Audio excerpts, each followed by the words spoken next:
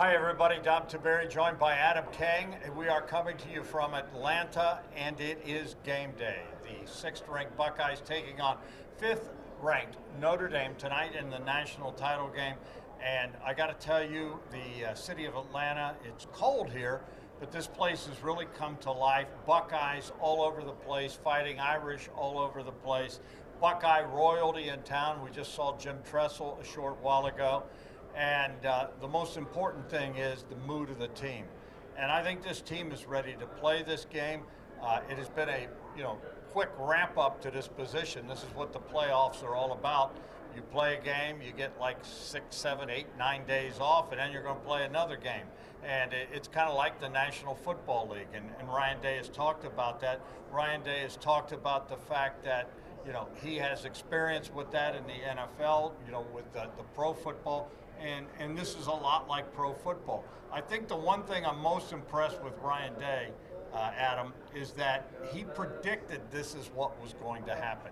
He predicted that this was going to be Ohio State's path. When they went to the transfer portal, they were building this team to build depth for this moment. They've had more than their fair share of injuries. We've seen Notre Dame with, more than their fair share of injuries, and they have not, in my opinion, been able to reload as well as Ohio State has. Give credit to Ryan Day, Mark Pantoni, and Ohio State for really building the depth that this football team has. But, none of that matters tonight. Tonight, it's about who wants it more, who's going to take care of the football, who's going to not make penalties, or as Ryan Day says, who's going to play the cleanest football. And whoever plays the cleanest football tonight is going to win this game. I certainly believe that's spot on. If Ohio State can play the cleanest football, they may win this game by a wide margin. I mean, when you look at the only thing that has truly hurt them in these playoffs, it was themselves on offense. Ryan Day has said that much, with penalties and with just kind of boneheaded plays every now and then, which didn't make a lot of sense because we don't see that from this team very often. But for this Buckeye team, they know what's at stake today. Ryan Day, I think, I liked yesterday, he said, you don't just, with your pregame speech, you don't just get in there and plan something out. And this has been 48 hours in the making for them. He said he wanted them to start getting their minds right on Saturday night. And these guys know what they can do. They can write one of the greatest stories in Ohio State history, and it's been said a lot, and I think that's because it is so astounding that they have the opportunity to wipe away what was one of the lowest points in the program in the past decade, really, if you think about it. And now here we stand in Atlanta, Georgia, with them 60 minutes of football away from that trophy. I will say there was a lot of confidence from the fan base. There was a lot of confidence from everyone surrounding this game. Inside that Buckeye locker room, I genuinely don't believe they listened to a word of it. I think this team is so locked in their own mind, they are still treating this as the same team that took the field against Tennessee.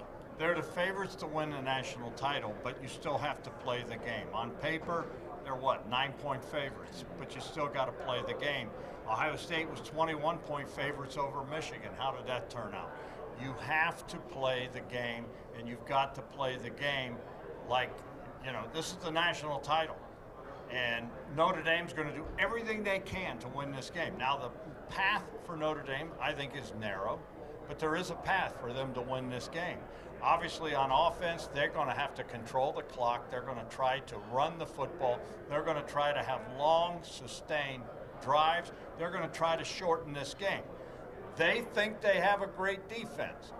They have the second-ranked defense in the country. Now, we can argue about who they played compared to Ohio State. And just think about this. That's all we've heard throughout this playoffs.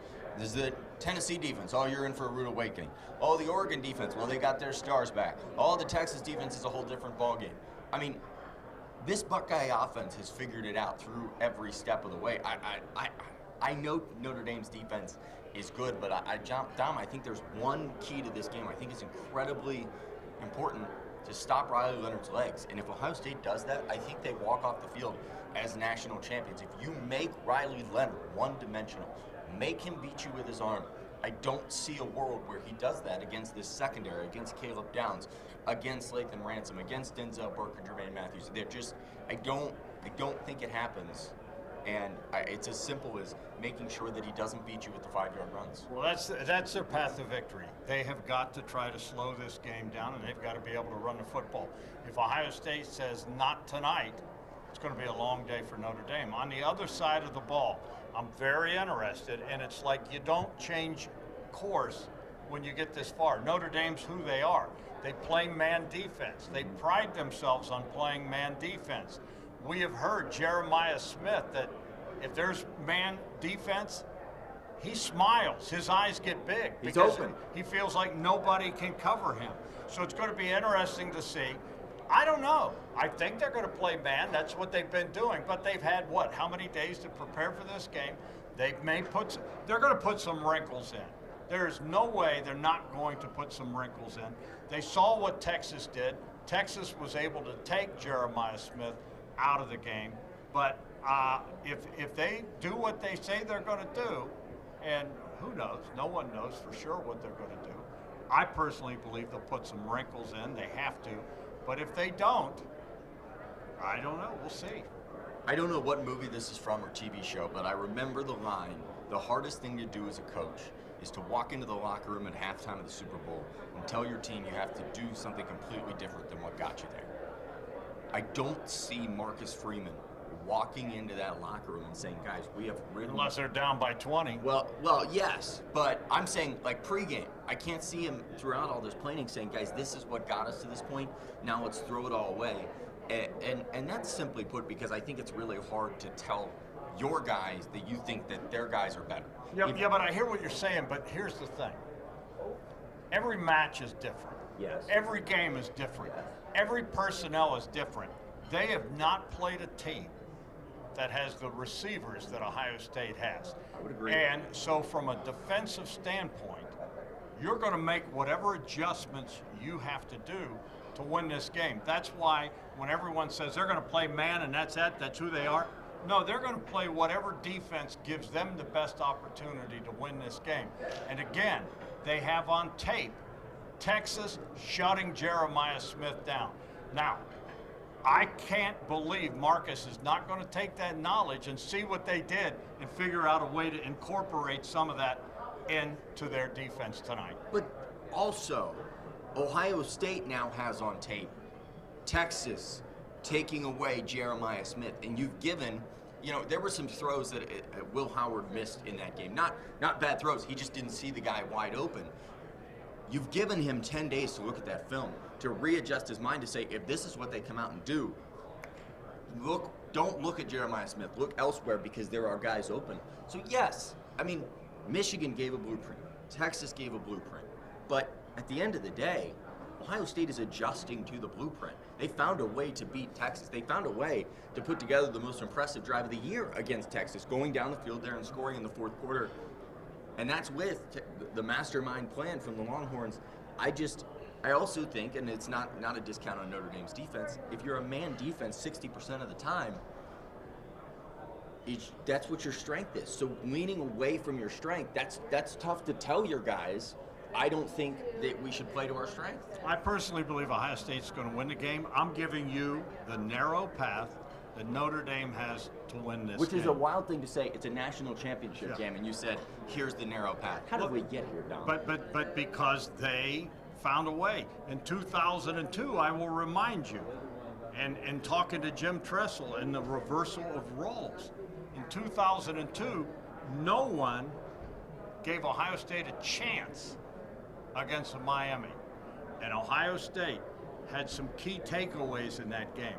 Ohio State, their star running back got injured in that game. Injuries are the great equalizer. I'm just saying, every game takes its own shape. I know Marcus Freeman, and he will have his guys ready to play. And he's an outstanding coach. I think the world of Marcus. I personally think Ohio State's going to win, and I guess it's time for us. Yeah. Well, I'm taking Ohio State to win 35-17. I like Ohio State in this. I just think, now, that's not to say, I think if it's a tight game, Notre Dame could win it. That would be I think Ohio State wins this 35-17. I like the Buckeyes. Do you remember the Oregon National Championship game? And the one thing that no one ever talks about In that third quarter, it was 21-20. It was a tight game. The Ducks came back. I think this is going to be a tight game. I think it's going to be a sweat for a little bit. I think Notre Dame and Marcus Freeman are going to show up. But I think at the end, Ohio State's going to win 38-20. And I think we're going to know that they're going to be national champions with about 8 minutes to go in that fourth quarter. We're always close. We do. We always. When you started with the 30, I thought, oh no, what if he takes my number? I can't pivot. I've locked it in. So yeah, I think 38-20, and I think the Buckeyes. I think it's a battle there for a half, and then I think they are just the more talented team, and the talent shows up in the second half, and they get it done. What I'm hoping we see is what we saw at the Rose Bowl. And you'd like to be putting the championship hats on by halftime? Well, I would like to see Ohio State come out on fire and jump out to a 21-0 lead. Get the fast start that Ryan Day talks about. But I think Ohio State wins 35-17.